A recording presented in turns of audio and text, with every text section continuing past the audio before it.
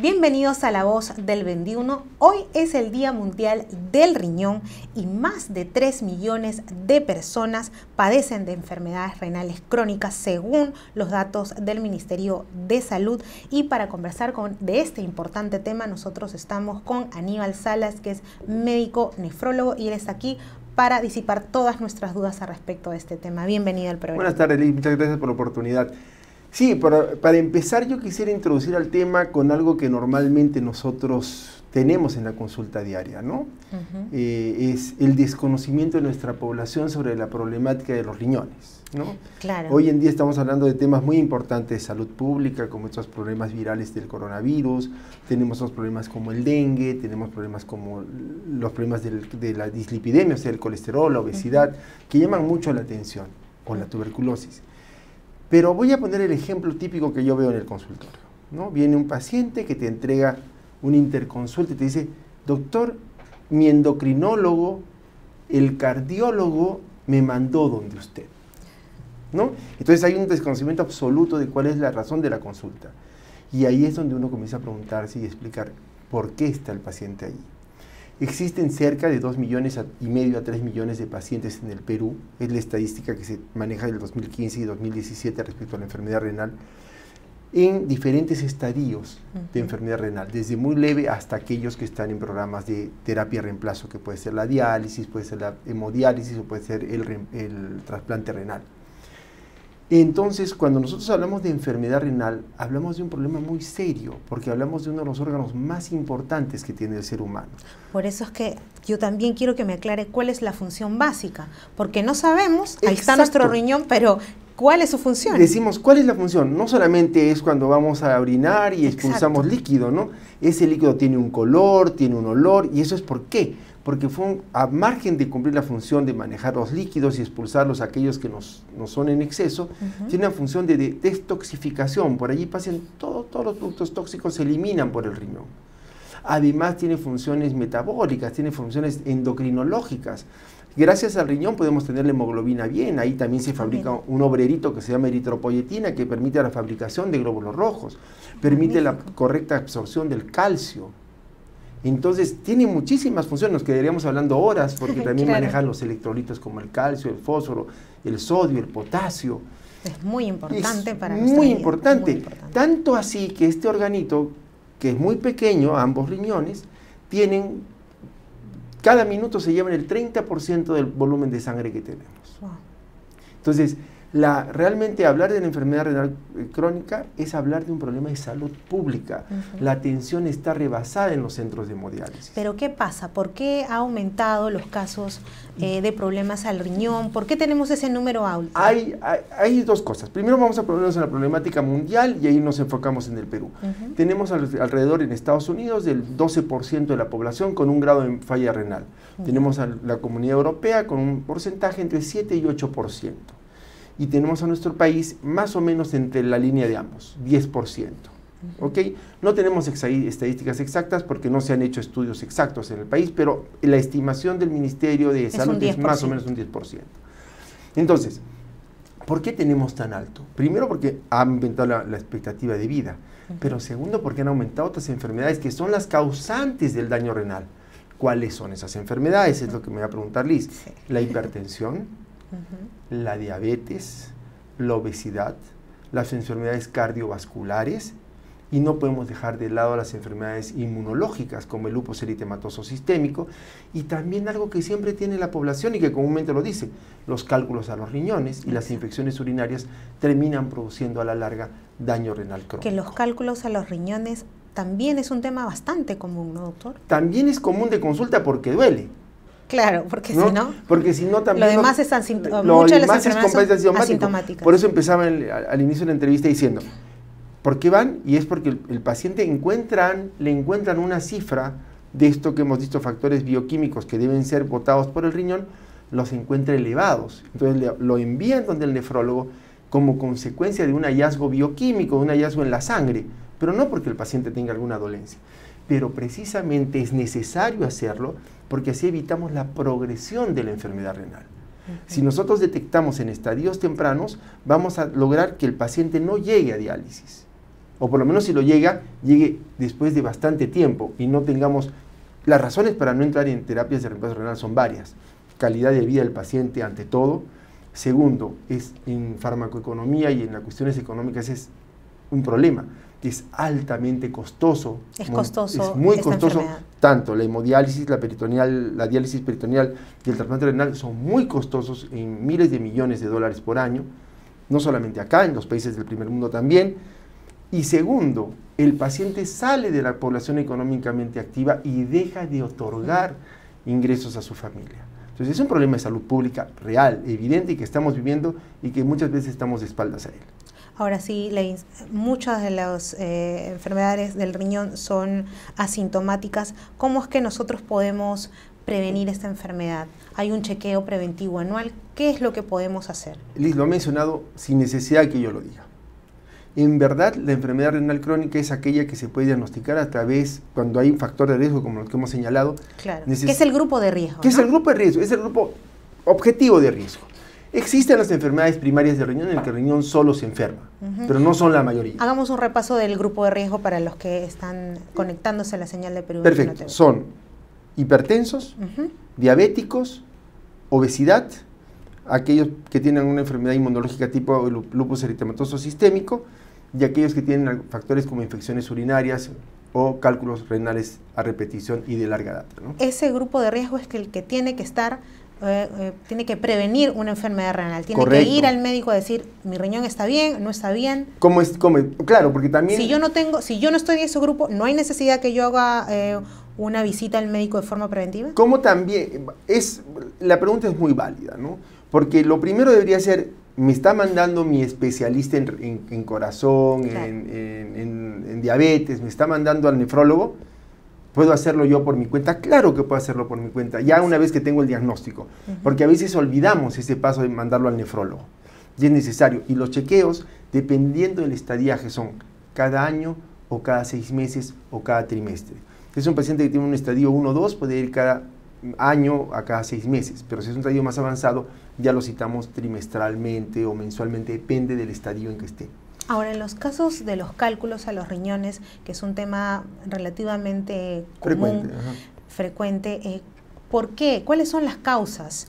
¿Y cómo podemos evitarlo? Es el tema más llamativo, ¿no? Y es un tema que compartimos con los urólogos, los nefrólogos, los médicos internistas, que somos generalmente los que más vemos este tipo de patologías, ¿no? Yo les diría, lo más profesional es ir al nefrólogo, ir al urólogo para hacer un estudio real de la causa. Existen muchas, puede ser que nuestro propio cuerpo excrete mucho ácido úrico, mucho calcio, o puede ser que estemos tomando alguna sustancia que nos está haciendo eliminar esto, o puede ser que no tomemos líquido. Ya. Para eso necesitamos el diagnóstico certero. ¿Hay por el tipo de alimentación que yo tenga? ¿Hay algún alimento que cause esto? En realidad no, son factores coadyuvantes, ¿no? Por ejemplo, si yo tomo un agua de mala calidad, o si tengo unas dietas excesivamente altas en ácido úrico, me voy a condicionar a estas razones. Pero no son las únicas, entonces podemos tener muchas que hay que estudiar. Por eso es necesario. Un paciente que tiene cálculos es siempre lo mismo. Te dice, doctor, boté cálculos hace 1 año, hace 5 años, pero vuelvo a repetirlas. Ese es el paciente que tiene que ir a un especialista como el nefrólogo, porque el nefrólogo va a hacer el estudio exacto de cuál es la causa y va a dar un tratamiento específico. Una vez más, la palabra aparece de nuevo, para prevenir que otra vez forme cálculos y así evitar daño renal posterior. Igual pasa con las infecciones urinarias.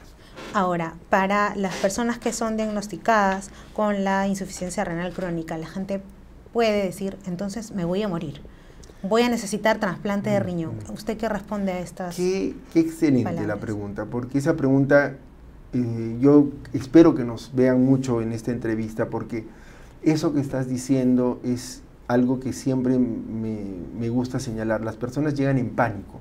Exacto. Porque el médico les dice, usted tiene enfermedad renal, y el paciente entra en pánico porque lo primero que imagina es, voy a ir a una terapia o me voy a morir. No, vuelvo a repetir, existen muchos estadios, del 1 al 5, académicamente los dividieron hace unos años atrás, hay unas guías establecidas para eso, y eso que nos permite, primero, poder segmentar el grupo de pacientes renales y saber cómo actuar en cada grupo. Claro. Pero todos los grupos tienen un tratamiento específico preventivo con una nutrición adecuada, una hidratación adecuada, con quitar malos hábitos como fumar, alcohol, como tomar medicamentos innecesarios, sobre todo antiinflamatorios, o antibióticos mal prescritos, o exámenes de imágenes mal hechos, o que no deben ser indicados en determinados pacientes. Todo este grupo de cosas que se pueden hacer para prevenir son los que se hacen. Entonces, la mayoría de estos 2,5, 3 millones no necesitan diálisis, necesitan hacer las medidas de prevención para nunca llegar al otro estado. Otra de las enfermedades comunes son las infecciones. Correcto. ¿Cómo es el tratamiento de estas infecciones? ¿Cómo también podemos prevenirlas? La idea siempre es tratar de prevenir la enfermedad. El mensaje que quiero dejar claro acá es la prevención, ¿no? La prevención de la enfermedad renal crónica va a pasar. ¿Por qué dan las infecciones y cómo podemos prevenirlas? Es excelente. Yo siempre veo en el consultorio, cuando uno ve el rol de pacientes que tienen el día, dice, uy, acá me toca por lo menos un 70% de infecciones, ¿no? Wow. Entonces, ¿qué sucede?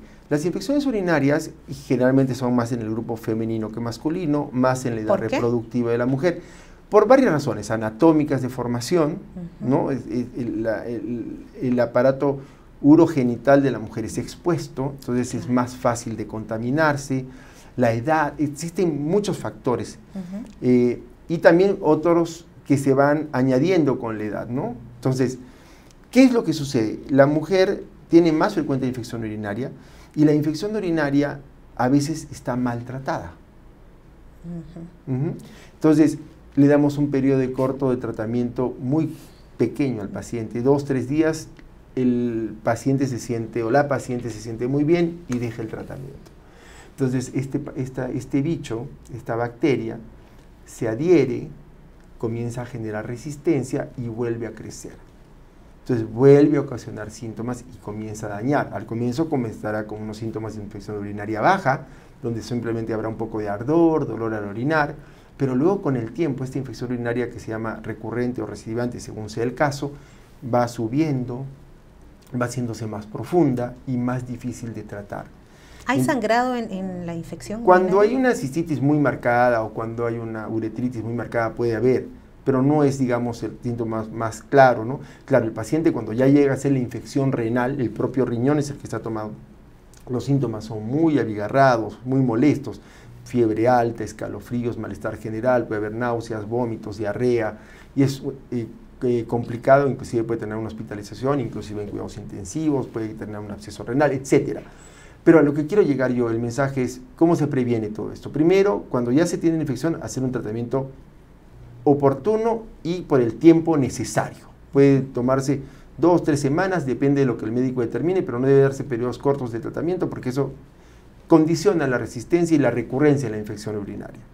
Segundo, tenemos que cambiar los hábitos. Tiene una persona que también sirve para lo que hemos hablado de enfermedad renal, tiene que tomar 1.5, 2 litros de agua todos los días.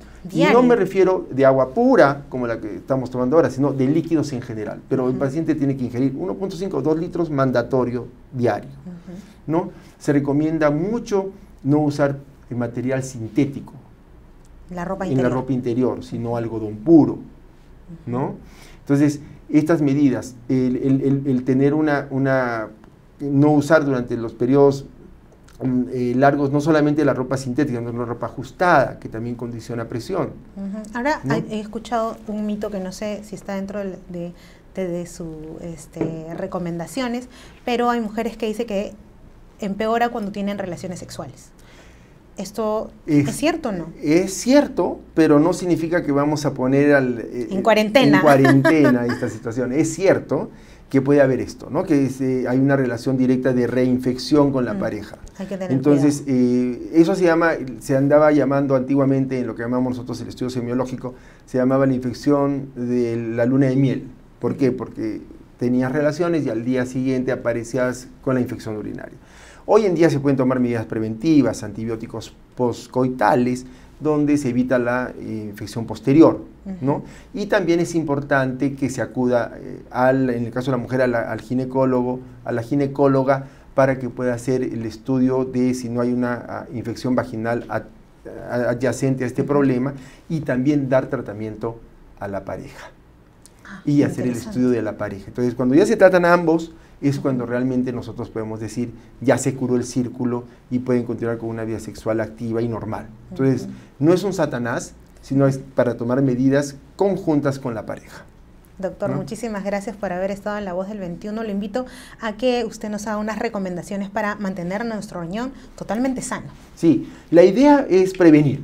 Y prevenir significa, voy a tocar dos temas muy claros. Aquellos que tienen hipertensión, diabetes, obesidad, problemas del colesterol, aquellos que tienen infecciones urinarias repetidas, cálculos urinarios, etc. Este grupo debe tener precauciones y comenzar a tomar las medidas higiénicas y dietéticas. Buena hidratación, 1.5 a 2 litros al día, una correcta alimentación balanceada, no es necesario que se llenen de proteínas, al contrario, tienen que ser proteínas de buen valor, y también evitar el uso de antiinflamatorios y antibióticos innecesarios y pedir su cita con un nefrólogo periódicamente para que puedan checar cómo está la función renal. Muchísimas gracias por haber a ustedes estado por invitarme. en La Voz del 21. Muchísimas gracias a los que se han conectado a la señal de Perú 21 Televisión. Ya saben que podemos tener nuestro riñón sano hidratándonos y alimentándonos de forma sana. Buenas tardes.